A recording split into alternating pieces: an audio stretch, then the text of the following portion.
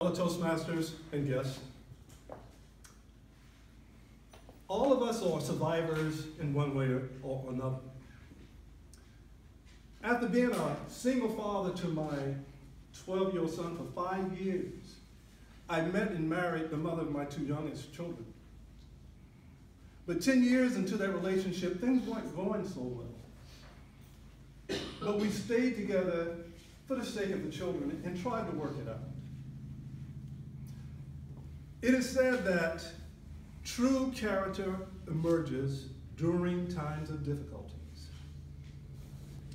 And now, all I could hear was, I wasn't the man that she thought I was. And now I was too square, and I didn't keep up with the latest fashion in clothing and in hair. And whenever I tried to express myself about my dreams and aspirations, I was told that I was much too shy and too much of an introvert to ever succeed, and that I should just stop dreaming.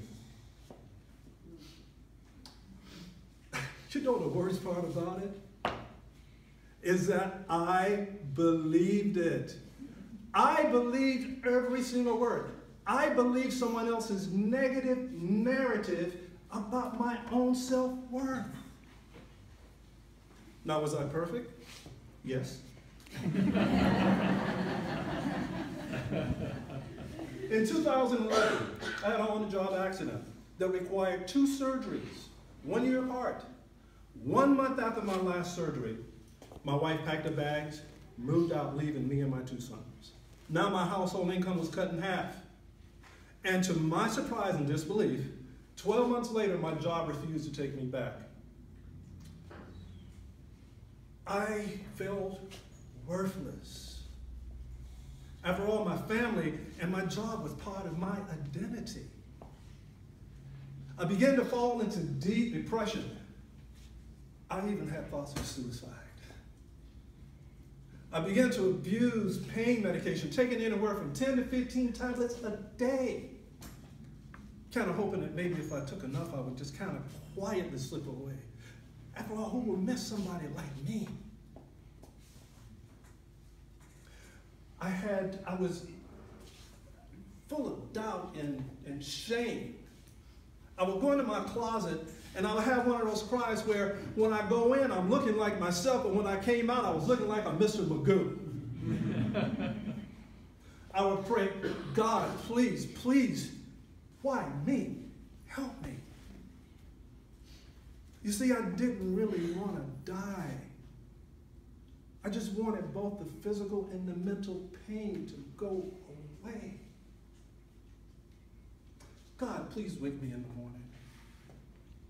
But you see, there was something deep down inside of me, down here, that refused to let go. And I decided that my life was going to be what I make it. So my first step was to get off the drugs. My doctor began to wean me off of it. But me, Mr. Big Man, I started taking even more. How many of you here know you can't trust an addict? Hide your silverware. On this one particular Friday night, I was out of pain medication, and I was in bad shape. I was in the first stages of withdrawals. So I went to the emergency room. Tell me, what do they call an emergency room? It should be, you can probably die here before we see you room. After waiting 7 hours, I finally saw a doctor who gave me 3 pills and told me to go and see my doctor that Monday morning. Now, my body was used to 5 times that amount in a 24-hour period. Now I began to realize that I was drowning in my own self-pity, and I was allowing pain and drugs to control my life. Now I had had enough. That for next Monday morning, I get on the phone, I call my doctor. I says, Doctor, I'm going cold turkey. But I read on the internet, and you all know that the internet is always true, that if I tried it on my own, it could kill me. He kind of chuckled and he says, Willie, it's not going to kill you. You're just going to wish you were dead. For about 5 to 7 days. It was as if I was going through the wash, rinse, and spin cycle. But finally, about day 10, I began to feel like a human again. But I was in a lot of pain. Years earlier, I had used walking as a way to relieve back pain, so I decided, why not try it here with this? So I started walking 6 miles a day. I started doing sit-ups, push-ups. I started reading and listening to spiritual and motivational material to, again, get some type of sense of who I was again. And I was a child of God, loved by many. After about 90 days of intense hard work on my mental, physical, and spiritual self, I was now about 8% pain-free. And my self-confidence and self-esteem was soaring.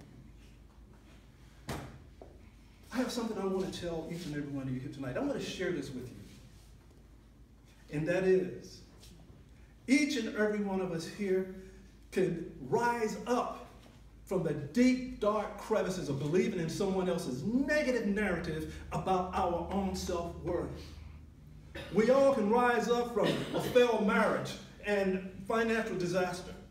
We can all rise up from drug addiction, depression, and thoughts of suicide. We can all rise up like that mythical bird, the phoenix, and we can spread our wings to a life regenerated, rejuvenated, reborn, and take our place on the podium of survivors. I am a survivor. Thank you.